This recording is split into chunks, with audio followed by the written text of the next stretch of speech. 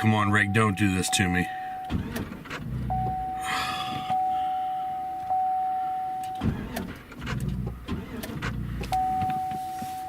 Not at night, not out here. Don't do this to me.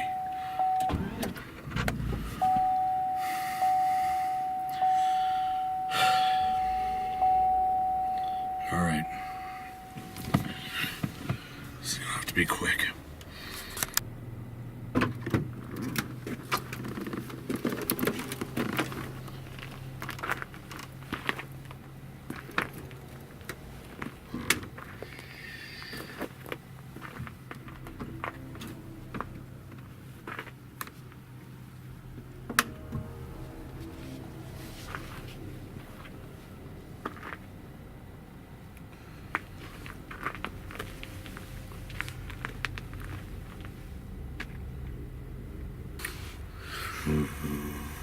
Oh, what's that sound? Get under here.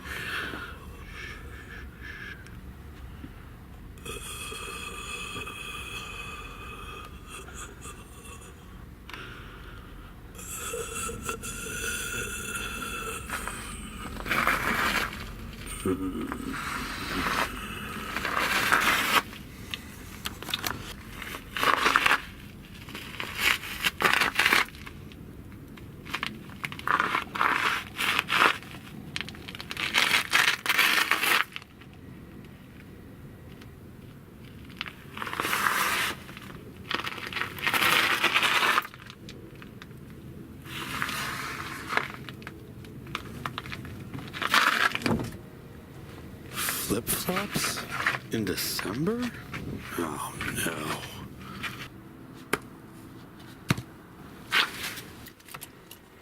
You can literally explode in the driveway. Just get me home. Just get me home.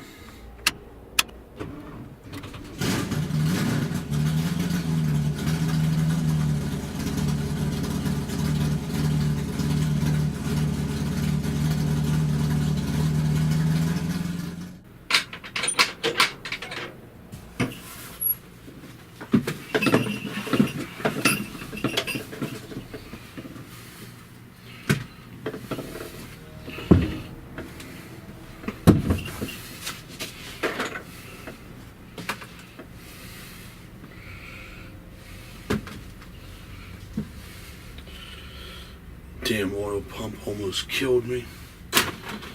Good thing I had a spare. Thanks for the sandals, brother.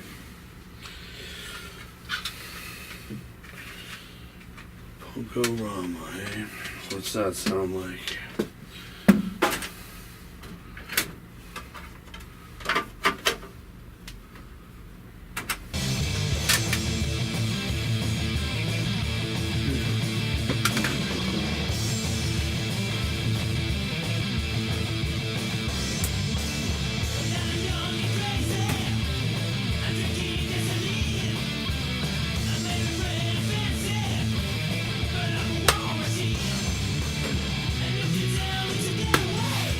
Oh, old persuader.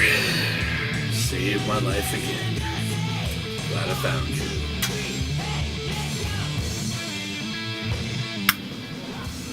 I'm Max Sterling. Welcome to Larpgasm. Tonight we're going to take a look at this persuader that my friends over at Gargoyle Forge sent to me. Now this big wrench is a fantastic tool. It's great for all kinds of technical and biological problems. As you've seen, it comes in quite handy and has saved my life a few times. As far as its construction, it is a cross-linked polyurethane foam which is hand-carved right here in the US by the folks at Gargoyle Forge, and they've been making weapons since 2012 for all kinds of light and lightest touch games like Accelerant, Nero, Dystopia Rising, many others. You find their weapons at a lot of conventions that go on around the country, and you can also order their stuff off of Facebook. This particular item, this big wrench, is 36 inches long. It's about 2 inches wide here at the top, an inch wide here on the grip, and this section here is about 5.5 inches wide. I'll include the metric measurements in the description below. As far as Gargoyle Forge, their weapons are so light because they use carbon fiber cores and everything, so they are incredibly light despite the bulkiness that some of them do have. So that is one good thing when it comes to swinging this wrench, is that you can still maneuver it quite easily. I like to use this side to hit with. You can hit however you want to with this. It doesn't have an open jaw up here, and this is not really necessarily a trapping or pinning hazard down here, but I find this way makes it more like a hammer and just gives for a better strike. Now, I personally enjoy this. I have used it in combat once, and I felt as though it maneuvered very well. If you do take it to a LARP, they may give you trouble with this. I think you'd be incredibly hard-pressed to land the end of a sword in there. I think that would be a 1 in a million shot to make that happen. However, they may give you some sort of hassle. If they do, you could easily glue a piece of foam in here and plasti-dip it black and get around that. It won't look as cool, but it'll shut them up. Now, if they don't have a problem with that, then you're good to go. The only thing I would change about this weapon is that I would wrap something down here to use as a handle. Probably some burlap tape, some hockey tape, maybe some leather or something, just anything to give it sort of a sense of having a grip and having it be used as more than just a tool. Now, I think it looks good and it works fine just like this if you grip it, but I think having a sort of definitive grip on it would just make it feel better when you're using it, actually in combat. But I leave that decision up to you. It's a very fine item, and I enjoy it a lot. I think it fits the genre fantastic. If you play a steampunk style game, you could very easily recoat this in different color scheme to make it fit a steampunk genre. I think this would be perfect for a gnome or anyone who works on airships or something, just to carry around this huge wrench. I'm a pretty big guy, and even me holding this looks like a pretty big wrench. So if you're playing a diminutive sized character, or if you yourself are a smaller person, then this wrench is just going to be huge. At 36 inches, that's 3 feet tall. So, pretty big freaking wrench, and very intimidating. You definitely probably use it 2 hands if you wanted to. I would use it one-handed as sort of a longsword style weapon. Let's go ahead and try to get you a close-up here on it.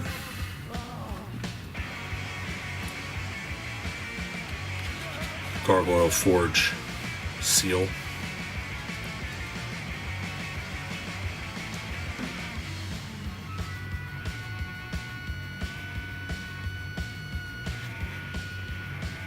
This particular item already has quite a bit of immersion on it already, so there's not really much you have to do. You pull it out of the box, you can go to an event and have a good looking item. Of course, you can do it up a little bit more if you care to, but right out of the box, this looks like it's ready for the apocalypse. And obviously this will also fit a modern game as well, but the textures and the look of it read more post-apocalyptic to me. So I hope that you find this big wrench interesting. I sure do, and it's definitely something that I like. And in my post-apocalyptic games I go to, this will definitely become something that I hold on to and use in combat. And if you like this, please be sure to like the video, subscribe to my channel, comment and share this video with everyone you know. Check out Gargoyle Forge on Facebook. I'll also include a link to their site in the description, but anything you want to order, you need to go through Facebook to order. But everything is custom. They make a ton of excellent post-apocalyptic items. They make guitars, like frying pans, they do custom work, all kinds of really interesting stuff. So if you think this wrench looks pretty cool, check them out on Facebook and see the rest of the stuff that they have to offer. They also make that cool torch that I reviewed a little while back, and that really light sword that I looked into. Now this is heavier than that sword, but for the size of this, it is still incredibly light.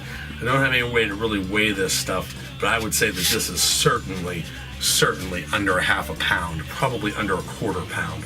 This is very light. And if that's something that's up your alley, check out their stuff.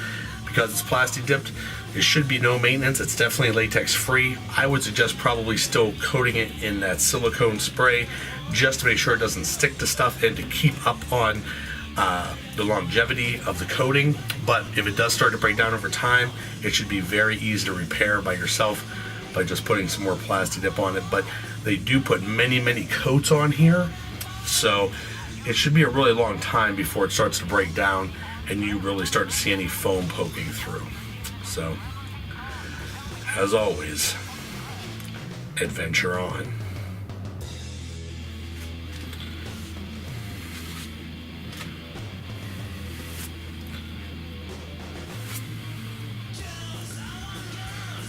Zombies, man. They really freak me out.